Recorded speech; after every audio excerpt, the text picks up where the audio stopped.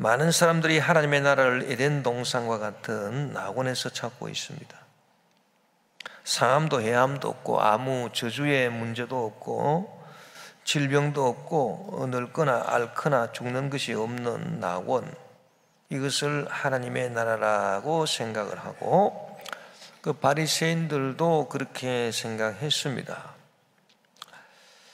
그러나 예수님은 물론 나중에 우리가 천국에 가면 그와 같은 낙원이 주어지겠지만은 무엇보다도 이 땅에서 하나님의 나라라고 하는 것은 눈에 보이는 낙원 같은 것이 아니라고 하셨습니다. 따라서 여기 있다 저기 있다 그런 식으로 바깥 환경에서 찾을 수 있는 것이 아니고 하나님의 나라는 우리들 심령 속에 있다, 우리들 마음 속에 있다, 그렇게 말씀해 주셨습니다. 여러분, 이 말씀의 의미는 두 가지라고 생각합니다. 첫째는 우리 마음 속에 하나님의 나라가 임하지 아니하면 우리의 환경이나 우리 몸이 아무리 축복을 받고 건강이 넘친다 하더라도 우리의 삶은 여전히 지옥이라고 하는 것입니다.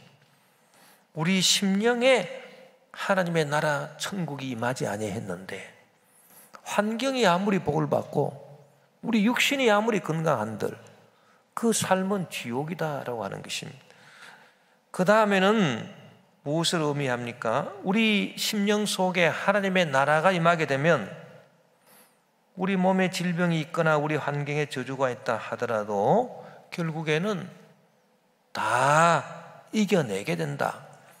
그래서 심령이 잘 됐기 때문에 심령이 잘 돼서 영혼이 잘 됨 같이 범사도 이제 형통하게 되고 강건하게 된다라고 하는, 그래서 우리 삶에 천국의 역사가 나타나게 된다라고 하는 것을 또 가르쳐 주는 말씀입니다. 오늘 우리는 예수님의 말씀을 우리 마음에 새길 때, 아 그렇구나, 하나님의 나라가 눈에 볼 수 있게 여기 있느냐 저기 있느냐 그것이 아니고 내 심령 속에 있어서 내 심령 속에 하나님의 나라를 내가 반드시 이루어야 하겠다라고 하는 믿음으로 오늘 우리가 말씀을 나누어야 하겠습니다. 하나님의 나라가 우리 심령 속에 임한 증거가 뭐냐? 바울은 로마서 14장 17절에서 하나님의 나라는 먹는 것과 마시는 것이 아니요 오직 성령 안에 있는 의와 평강과 희락이다, 그렇게 말했습니다.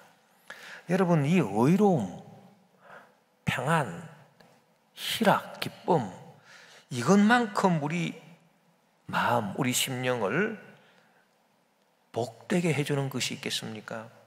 이 셋은 하나님이 주시는 선물이라고 우리가 생각합니다. 참된 의로움은 믿음으로 주어지는 하나님의 의, 그래서 그 누구한테도, 마귀에게나 귀신에게나 사람들에게나 그 누구한테도 정죄를 받지 아니하는 그와 같은 참된 의, 참된 의로움이라고 하는 것은 하나님이 우리의 믿음을 통해서 우리에게 주시는 하나님의 선물입니다. 하나님의 의인 것입니다. 그리고 참된 평안은 세상이 줄 수 없고 예수님만이 우리에게 주시는 평안입니다.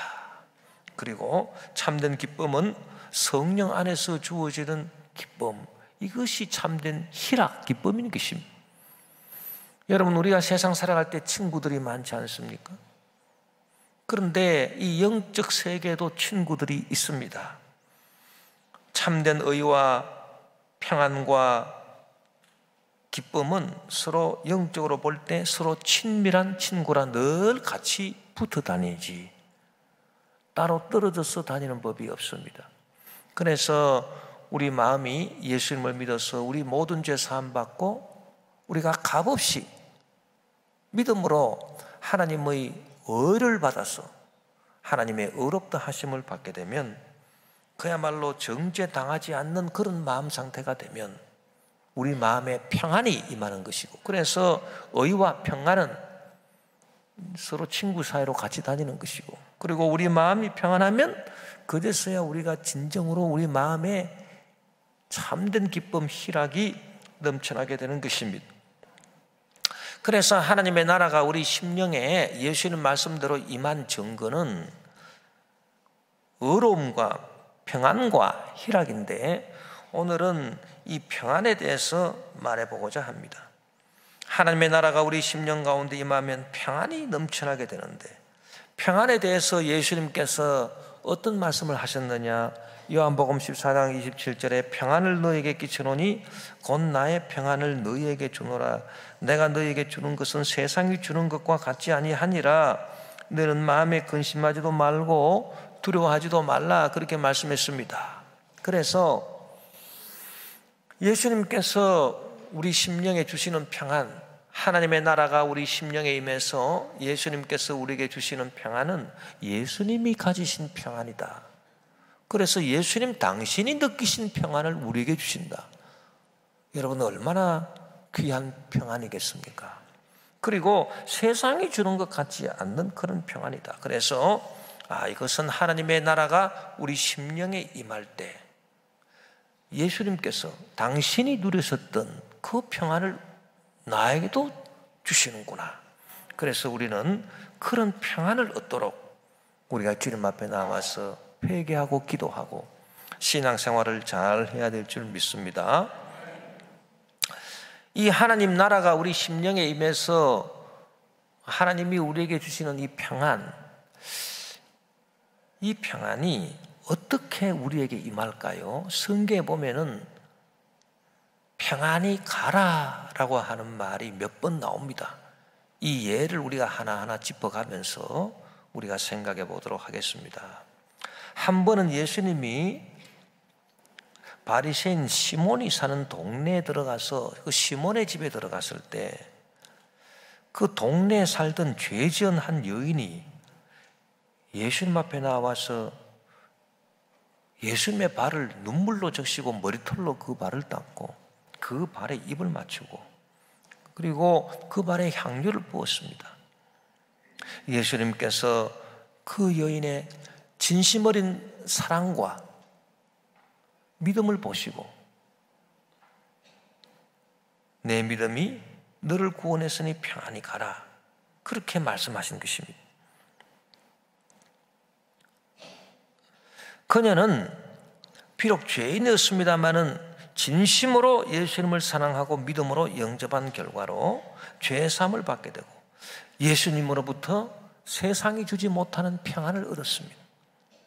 누가복음 7장 48절 50절에 보니 이에 여자에게 이르시되 내 죄사함을 받았느니라 하시니 함께 앉아 있는 자들이 속으로 말하되 이가 누구이기에 죄도 사는가 하더라. 예수께서 여자에게 이르시되 내 믿음이 너를 구원하였으니 평안히 가라 하시니라. 그래서 평안이라고 하는 말이 나옵니다.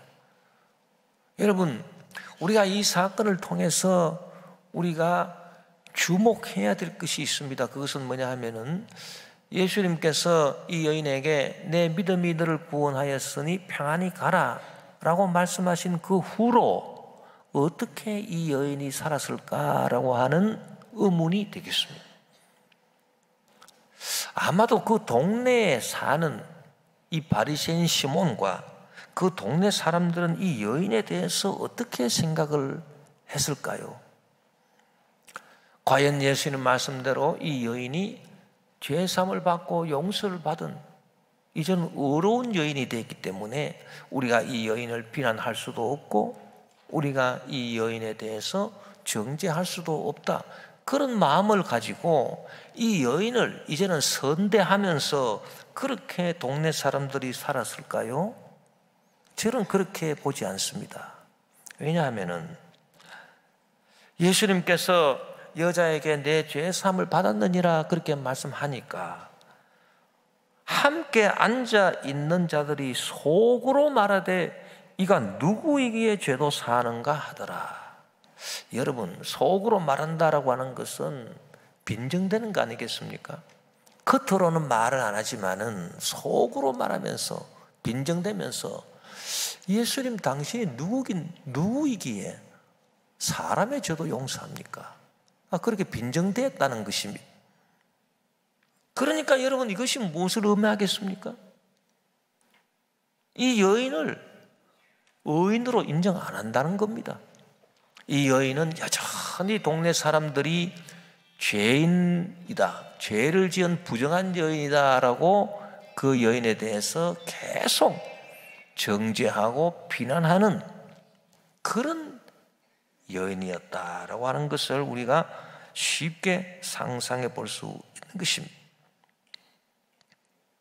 그렇다면 이 여인은 어땠을까요? 이 여인은 예수님을 만나기 이전에 그녀는 같은 동네 사람들로부터 비난과 정죄를 받고 기가 죽어서 마음대로 동네를 다니지도 못했습니다. 사람들을 만날 수도 없었습니다. 항상 피해 다니며 살았는데 예수님을 만나고 난 다음에 예수님께서 여인아 내 믿음이 너를 구원하였으니 평안히 가라, 이 말씀을 듣고 난 다음에 이 여인은 그러면 어떻게 살았을까요? 이전처럼 계속 주눅이 들어서 그렇게 불안한 가운데서 동네를 활보하지도 못하고 늘 숨어 다니면서 그렇게 살았을까요? 아니면은 예수님 말씀대로 나는 죄 사함을 받았기 때문에 나는 이제 마음의 평안을 얻었다, 내가 교만하지는 않겠지만은 그러나 내 마음속에 주신 평안이 있기 때문에 이제는 내 동네 사람들이 나를 죄 지은 여자라고 욕을 하든지 공격을 하든지 비난을 하든지 나는 거기에 조금도 내가 상관하지 않고 나는 내 마음의 평안을 누리면서 나는 기쁨으로 살아갈 수 있겠다, 그렇게 살았을까요? 저는 아마 이 여인은 그렇게 평안과 기쁨을 누리면서 살았을 것이라고 생각합니다. 여러분, 이것이 중요합니다. 여러분, 우리가 주님 앞에 나와서 주일날 예배드리고 주님의 몸된 교회에 섬기고 신앙생활을 하는 그 이유가 무엇이겠습니까? 오늘 예수님 말씀대로 하나님의 나라는 여기 있나 저기 있다 하지 못하리니 너희들 심령 속에 있느니라. 그래서 내 심령 속에 하나님의 나라가 임해서 예수님께서 주시는 평안이 내 속에 임하게 하기 위해서 우리가 주일날 교회 나오고 예배드리고 하나님께 영광을 돌리고 신앙생활을 하는 것 아니겠습니까? 그러면 제가 여러분들에게 물어보겠습니다. 여러분은 이 여인이 누렸던 그런 평안이 있습니까? 여러분이 세상에 나갈 때 세상 사람들이 여러분의 죄를 덜추어냅니다. 여러분의 허물을 덜추어냅니다. 여러분, 사람이 죄가 덜추어지기 전에는 마음이 평안할 수 있습니다. 그러나 죄가 덜추어졌습니다. 이 여인은 죄가 덜추어진 상태입니다. 동네 사람들이 다 알고 있습니다, 그 여인의 죄를.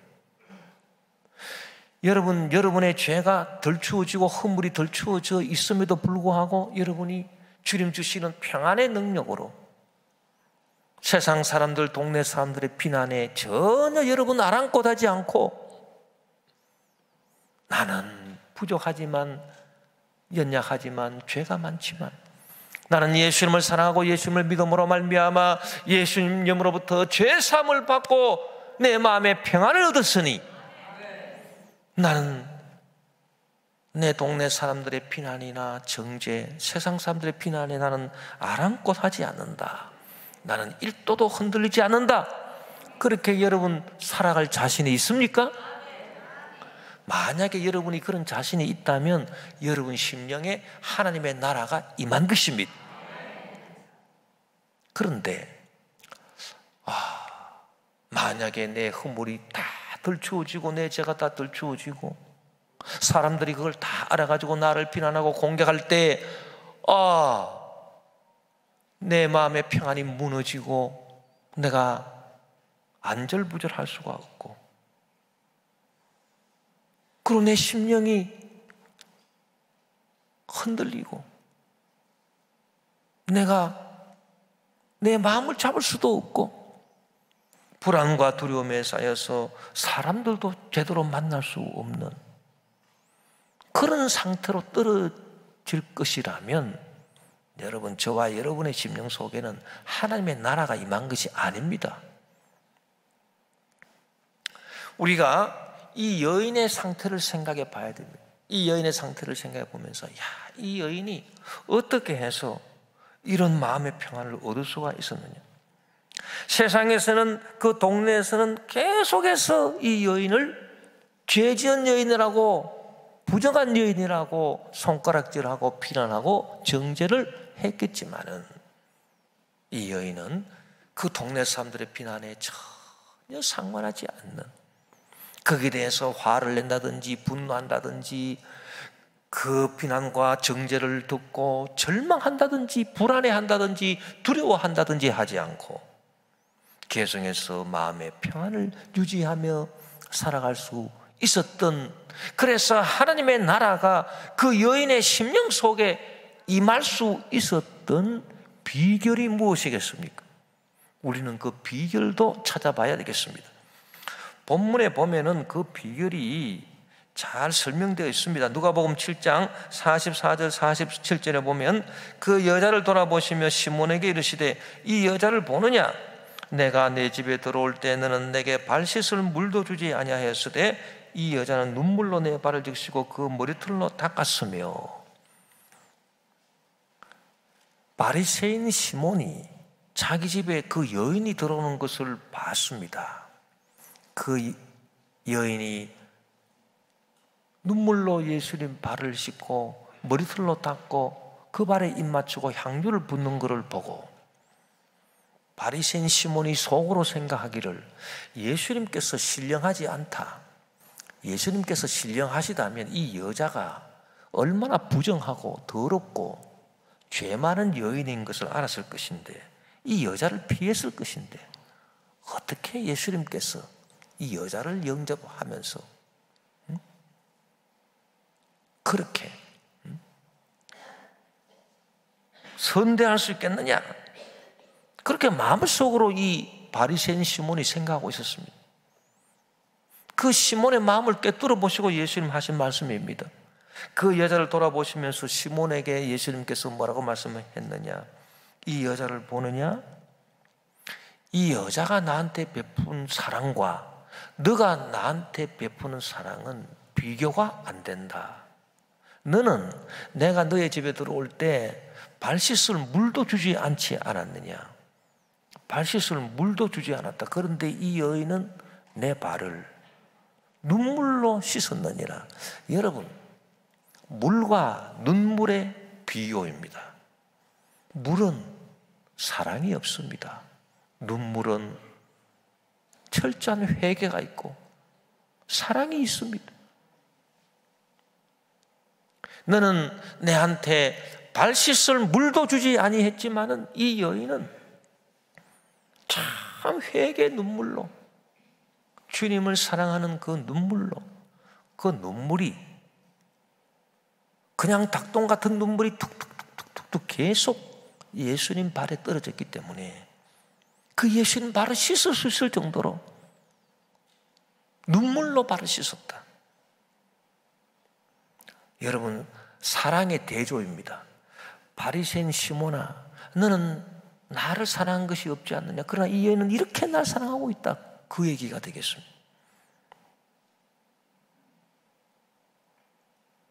그리고 눈물로 내 발을 적시고 내 발을 씻고 난 다음에, 여러분, 사람이 발을 씻고 난 다음에 뭐로 발을 닦습니까? 수건으로 닦지 않습니다. 수건은 여러분 사람이 사용하는 도구입니다. 그런데 이 여인은 수건으로 발을 닦은 것이 아니고 머리털로 그 발을 닦았느니. 여러분, 머리는 여인이 귀하게 여기는 부분이 아니겠습니까? 머리털. 자기의 여인다움을 상징하는 이 머리털로 아낌없이 그 예수님 발을 닦았습니다.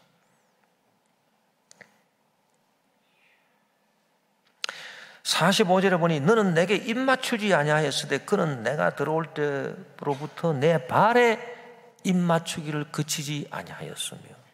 여러분, 바리새인 시몬은 예수님이 들어올 때 인사로 하는 입맞춤, 입과 입의 맞춤도 하지 않았습니다.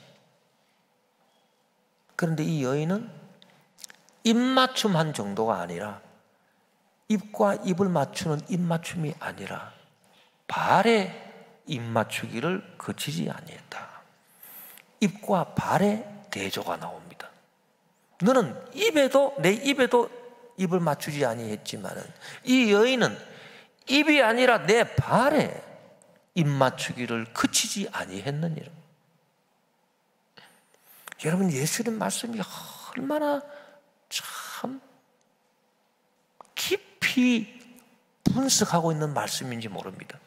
이 대조가 나오니까. 또 46절에 보니 너는 내 머리에 감람류도 붓지 아니하였으되 그는 향유를 내 발에 부었느니라.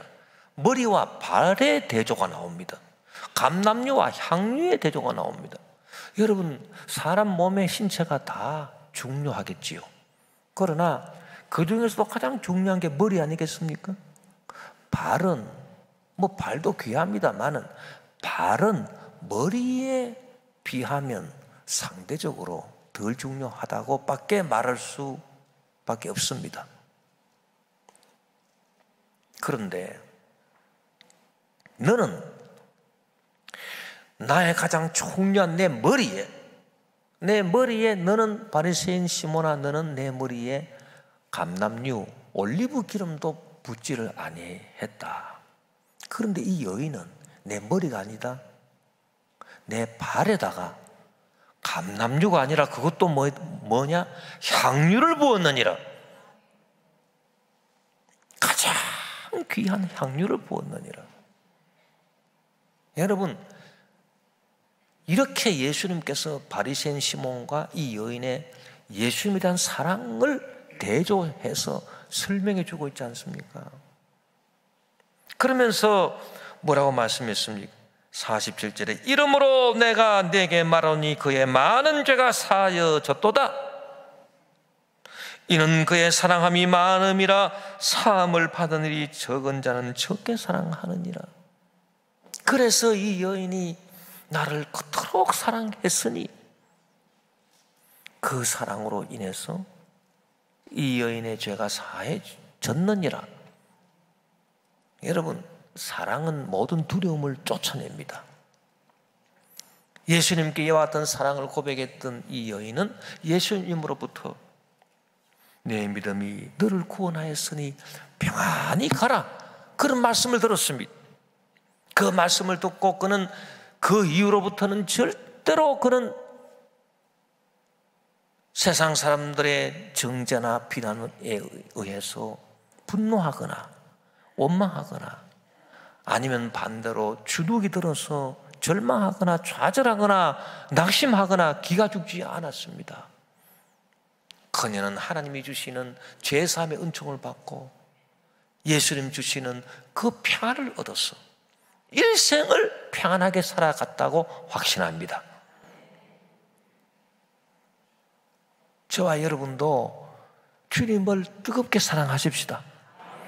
참으로 진실하게 사랑하십시다.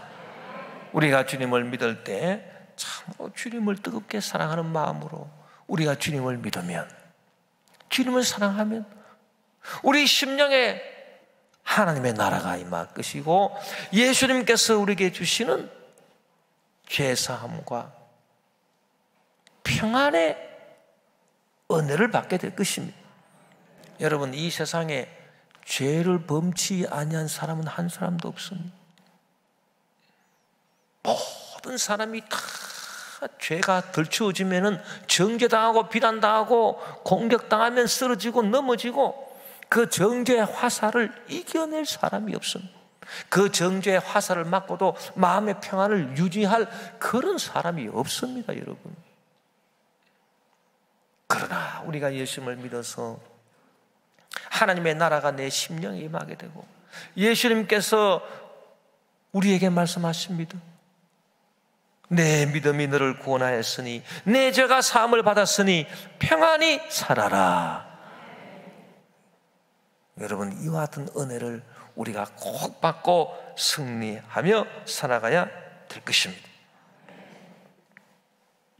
우리가 제3의 은혜를 받고 마음의 평안을 얻어서 하나님의 나라가 우리 심령에 임하기 위해서는 마귀와 사람들의 정죄와 비난에 주눅이 들거나 그들의 정죄와 참수에 물러설 것이 아니라 이 여인처럼 주님을 뜨겁게 사랑하는, 진실로 사랑하는 마음과 주님을 믿는 믿음으로 주님 앞에 나와 눈물로 그 사랑을 고백하며 우리의 값진 향유를 예수님 발에 붓는 그런 심령을 우리가 가져야 할 것입니다. 그래야 할 때 하나님의 나라가 우리 심령에 임하고 예수님이 주시는 참 평안이 우리 평생을 주장하실 것입니다. 성경에 보면 또 한 예가 또 나옵니다.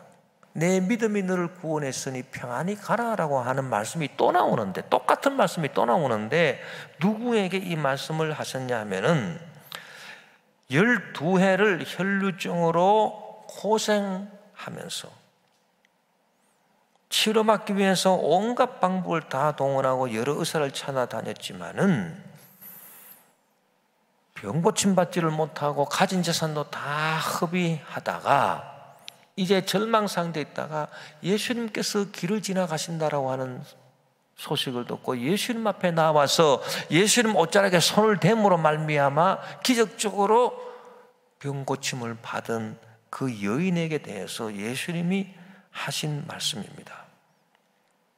마가복음 5장 25절에서 29절에 보니 12해를 혈루증으로 알아온 한 여자가 있어 많은 의사에게 많은 괴로움을 받았고 가진 것도 다 허비하였으되 아무 효험이 없고 도리어 더 중하여졌던 차에 예수의 소문을 듣고 무리 가운데 끼어 뒤로 와서 그의 옷에 손을 대니 이는 내가 그의 옷에만 손을 대어도 구원을 받으리라 생각함일러라. 이에 그의 혈류 근원이 곧 마름에 병이 나은 줄 몸에 깨달았느니라.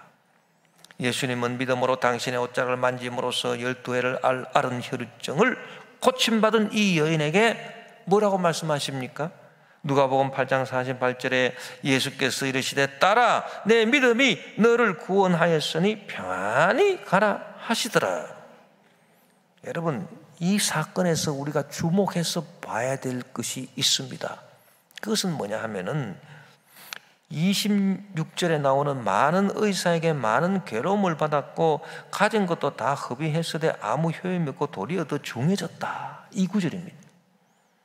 여러분, 많은 의사를 만나서 병 고침을 받으려고 했는데 많은 의사에게 고침을 받고 위로를 받은 것이 아니고 많은 괴로움을 받았다고 했습니다. 성경이 기록하기를. 그리고 가진 재산도 다 허비했지만 오히려 병이 더 중해졌다. 그렇게 말하고 있습니다. 이 말씀을 우리가 잘못 해석해서 의사를 만나면 안 되겠구나, 의학적인 치료는 아무 소용이 없구나, 오직 우리가 하나님께 기도해야지만 병 고침을 받을 수 있겠구나, 여러분 이렇게 해석하면 성경을 잘못 해석하는 겁니다.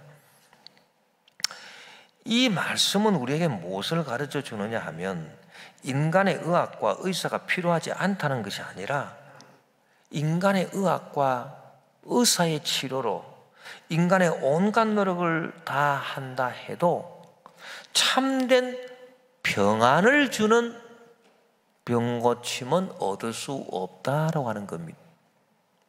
여러분, 병 고침 받는다고 다 똑같은 게 아닙니다.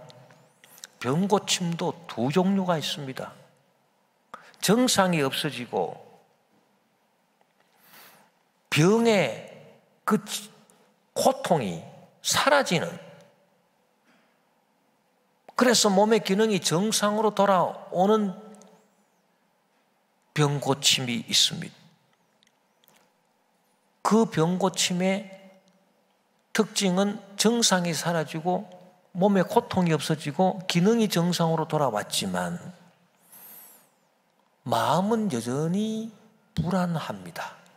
혹시 이 병이 재발할 수 있지 않겠나?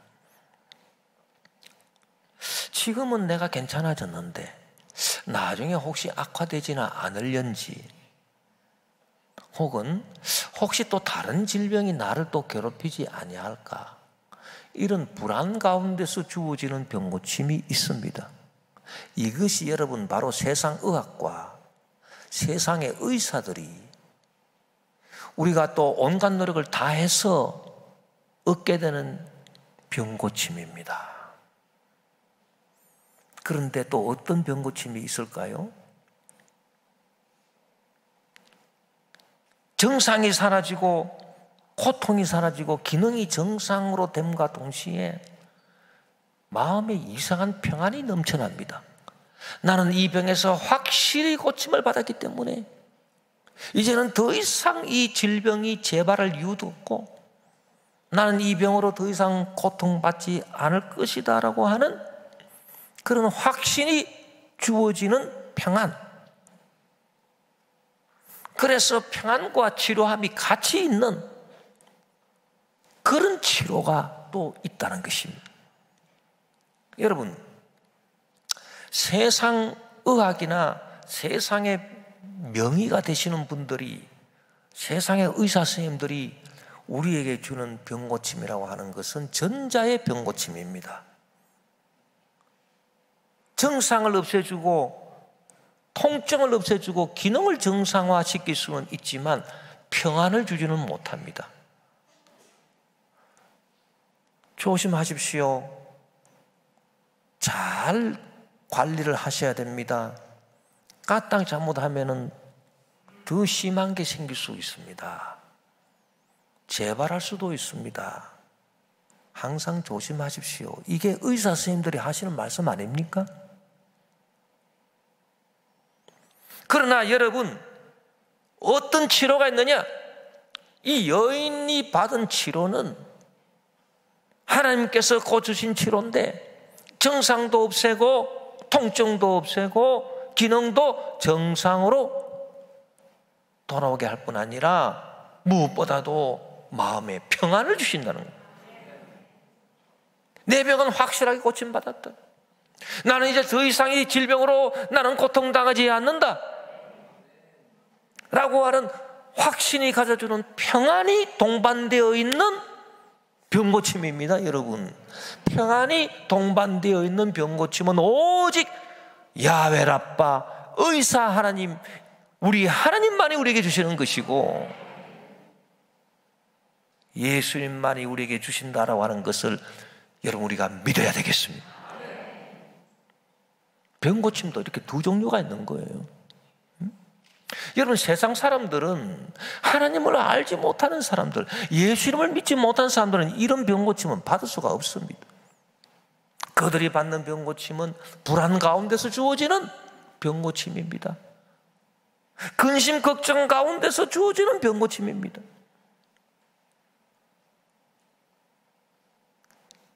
그러나 온전한 확신과 온전한 평안 가운데 주어지는 병고침은 저와 여러분만이 받을 수 있는 특권입니다. 여러분, 하나님의 나라가 우리 심령 속에 임할 때 우리가 받을 수 있는 특권적인 병고침입니다. 세 번째로, 성경에 보면은 평안히 가라라고 하신 말씀이 또 나오는 것을 볼 수 있는데, 이 구약에 보니까 한나라고 하는 여인이 아들이 없어서 그 대적 번인나로부터 멸시와 조롱을 당할 때 그녀가 주님 앞에 나와서 간절히 기도해서 응답으로 아들을 얻는 그 사건에서 평안히 가라라고 하는 이 말씀이 나옵니다. 자, 어떻게 됐냐 하면은 엘가나라고 하는 사람에게 두 아내가 있었는데 한 사람은 버닌나고 한 사람은 한나였습니다. 버닌나는 자식이 있었습니다. 그러나 이 한나는 자식이 없었습니다. 엘가나는 한나를 사랑해서 자식이 없지만은 한나를 더 끔찍이 사랑했지만, 이 버닌나가 자식이 없다고 한나를 멸시하고 조롱하니까 이 한나는 견딜 수가 없었습니다. 그래서 하나님 앞에 나와서 간절히 아들을 달라고 간절히 기도했는데, 사무엘상 1장 10절 11절에 보니 한나가 마음이 괴로워서 야훼께 기도하고 통곡하며 소원하여 이르되, 만군의 야훼여, 만일 주의 여종의 고통을 돌보시고 나를 기억하사 주의 여종을 잊지 아니하시고 주의 여종에게 아들을 주시면 내가 그의 평생에 그를 야훼께 드리고 삭도를 그의 머리에 대지 아니하겠나이다. 얼마나 간절히 기도를 했던지 엘리 제사장이 그 옆을 지나가다가 착각을 했습니다. 이 여자가 술을 갖다가 먹고 와가지고 이 성전에서 지금 술주정을 하고 있는 거 아니냐. 사람이 간절히 기도하면서 통곡하고 기도하고 뭐 그렇게 기도하면 아마 그렇게 술 취한 사람처럼, 술 취한 사람이 주정 부리는 것처럼 보일 수도 있는 모양입니다. 엘리 제사장은 그렇게 생각했습니다. 그래서 꾸짖었습니다. 여인아, 어떻게 해서 술이 취해서 성전에 들어와서 이렇게 술 주정을 하느냐. 그랬더니 한나가 하는 말이, 제가 술 주정하는 게 아닙니다. 제가 마음이 괴로워서 제가 하나님께 아들 달라고 기도하고 있는 겁니다. 그렇게 말할 때 하나님께서 엘리를 통해서 응답을 주셨습니다. 사무엘상 1장 17절 18절에 엘리가 대답하여 이르되 평안히 가라. 이때 평안히 가라라고 하는 말이 나옵니다. 이스라엘의 하나님이 내가 기도하여 구한 것을 허락하시기를 원하노라 하니 이르되 당신의 여종이 당신께 은혜 입기를 원하나이다 하고 가서 먹고 얼굴에 다시는 근심빛이 없더라.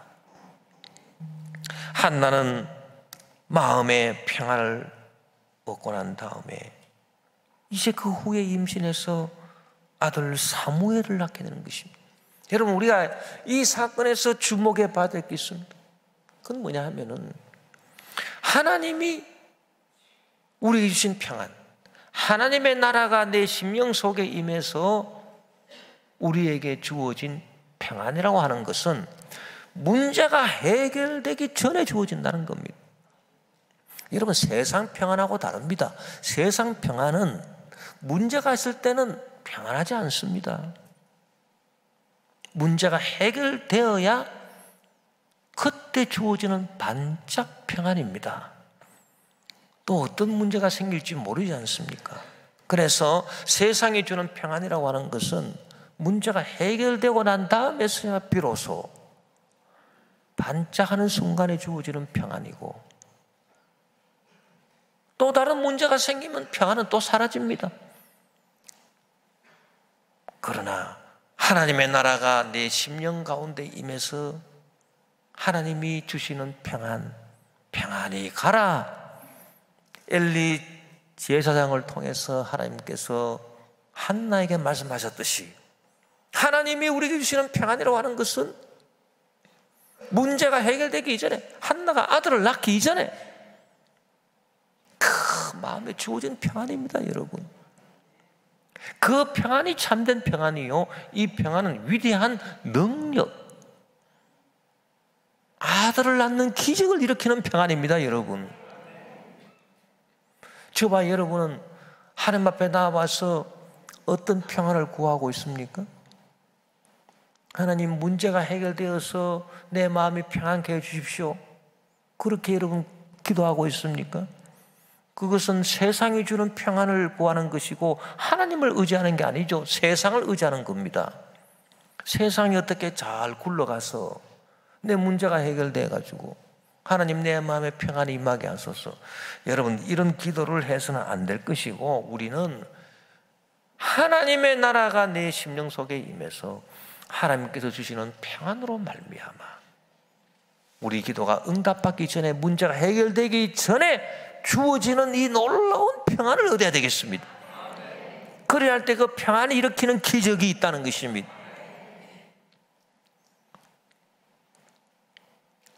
세상이 주는 평안을 하나님께 바라듯이 그렇게 평안을 구하는 경우가 성경에 보니 또 있습니다. 제자들이 그랬습니다. 그런데 제자들은 예수님께 책망을 받았습니다. 세상이 주는 평안을 구하듯이 문제가 해결되고 난 다음에 평안을 얻고자 했던 예수님의 제자들은 예수님께 책망을 받았습니다. 제자들이 예수님과 함께 갈릴리 바다를 건너다가 광풍을 만났을 때입니다. 마태복음 8장 23절 26절에 보면 배에 오르심에 제자들이 떠났더니 바다에 큰 놀이 일어나 배가 물길에 덮이게 되었으되 예수께서 주무시는지라. 그 제자들이 나와 깨우며 이르되 주여 구원하소서, 우리가 죽겠나이다. 예수께서 이르시되 어찌하여 무서워하느냐, 믿음이 작은 자들아 하시고 곧 일어나사 바람과 바다를 꾸짖으시니 아주 잔잔하게 되거늘. 여러분, 이 성경 구절의 포인트는 예수님께서 일어나서 바람과 바다를 꾸짖어서 잠잠해지니까 그제서야 비로소 제자들이 마음의 평안을 얻었는데, 문제가 해결되고 난 다음에 제자들이 마음의 평안을 얻은 그 제자들에 대해서 예수님께서 책망을 했다는데 포인트가 있는 것입니다. 너희들이 왜 무서워하느냐, 믿음이 작은 자들아. 책망의 말씀입니다. 제자들은 그들 심령 속에 하나님의 나라가 아직 임하지 못했습니다. 하나님께서 주시는 평안이 없었습니다. 그래서 문제 해결 전에 주어지는 평안을 얻지를 못했습니다. 그들이 구했던 평안은 세상 사람들이 구하는 평안하고 똑같은 평안이었습니다. 우리는 지금 어떠한 평안을 지금 구하고 있습니까?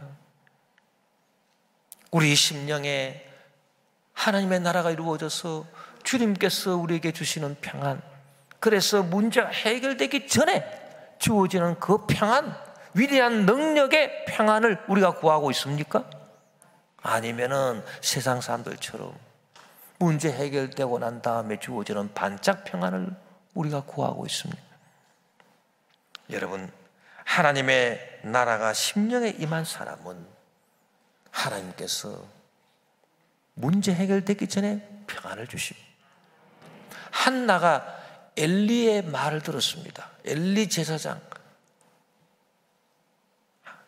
하나님 야훼께서 너를 돌보시고 너가 기도한 것을 구한 것을 허락하시기를 원하노라, 평안히 가라, 이렇게 말을 했을 때 그 말을 듣고 한나가 돌아가면서 그 후에는 다시 얼굴에 근심빛이 없고 먹었다 그랬습니다. 마음이 평안해서 이제 음식을 먹을 수 있는 겁니다. 그러고 난 다음에 아들을 낳았습니다. 여러분, 우리도 그런 평안의 능력을 체험하기를 원합니다. 하나님 나라가 오늘 예수님 말씀처럼 저와 여러분의 심령 속에 임해서 예수님이 주시는 평안, 그래서 우리의 허물이 덜쳐지고 우리의 잘못이 덜쳐져서 세상 사람들이 비난을 하는 그 때라 하더라도, 계속 비난하는 때라 하더라도 우리가 마음의 평정을 잃지 않고 초심을 유지할 수 있는 그런 위대한 평안, 그리고 평안이 없는 병고침이 아니라 평안이 풍성한 가운데 주어지는 병고침, 그리고 문제 해결 이후에야 주어지는 반짝 주어지는 평안이 아니라 문제 해결 전에 주어지는 위대한 능력의 평안을 저와 여러분들이 다 체험하고 하나님께 영광 돌리게 되시길 주 이름으로 축원합니다.